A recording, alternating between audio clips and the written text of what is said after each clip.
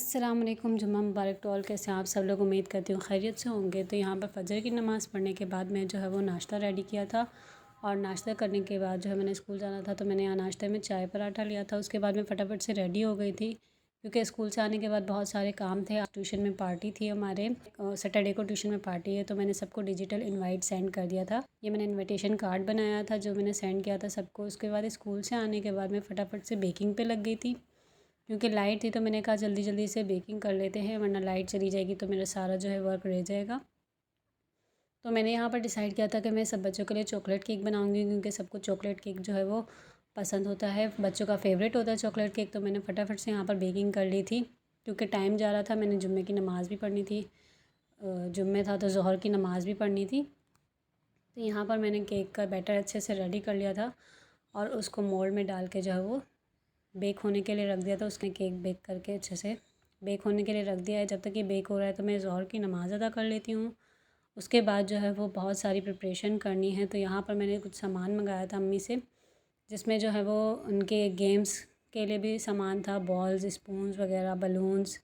और मैंने डिसाइड किया था कि मैं उनके लिए फ़ेस मास्क बनाऊँगी स्टूडेंट्स के लिए। तो यहाँ पर मैंने सारी चीज़ें मंगाई थी, और मैं खोल के देख रही थी, क्योंकि मैंने नहीं देखा था कि मम्मा क्या क्या परचेज़ करके लेकर आई हैं। तो यहाँ पर कुछ गिफ्ट्स आइटम भी मम्मा लेकर आई थी, और कुछ गेम्स आइटम भी, और डेकोरेशन के लिए भी। तो डेकोरेशन वगैरह तो हम कल करेंगे, सैटरडे को दोपहर में मैं डेकोरेशन करूँगी, और इवनिंग तक बच्चे आ जाएंगे, क्योंकि अभी से डेकोरेशन कर लूँगी तो वो सारी ख़राब हो जानी है। तो ये सारा सामान मम्मा जो लेकर आई थी, शीट्स वगैरह, उसके अंदर बॉल्स थी, स्पून्स थे, स्टिकर्स।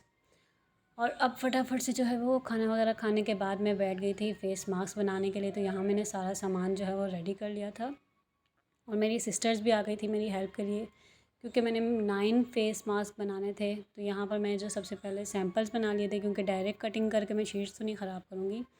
तो ये मेरे फ़ेस मास्क जो है वो बन रहे थे, और इतने में ट्यूशन के बच्चे आ गए थे, तो मैं उनको ऊपर पढ़ाने के लिए चली गई थी, और नीचे मेरी सिस्टर जो है वो फ़ेस मास्क बना रही थी। तो यहाँ पर बच्चों को पढ़ाते पढ़ाते उनसे बातें भी कर रही थी, लेकिन उनके लिए सब सरप्राइज़ था कि मैंने उनके लिए फ़ेस मास्क वगैरह सब कुछ बनाया है।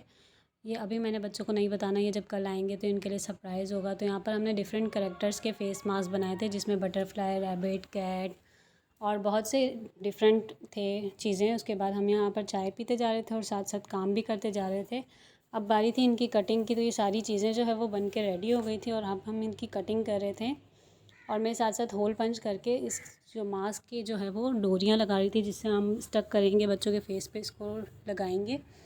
तो बहुत ही क्यूट क्यूट से फेस मास्क बन के रेडी हो गए थे। यहाँ पर मेरी सिस्टर जो है वो फेस मास्क को कटिंग कर रही है, और ये मैं साथ साथ इनकी आइज़ कटिंग कर रही हूँ, और इसमें होल पंच करके जो है वो डोरियाँ लगा रही हूँ। तो ये तकरीबन सारे फेस मास्क बन के रेडी हो गए थे। और ये कपकेक फेस मास्क है, रैबिट फेस मास्क है,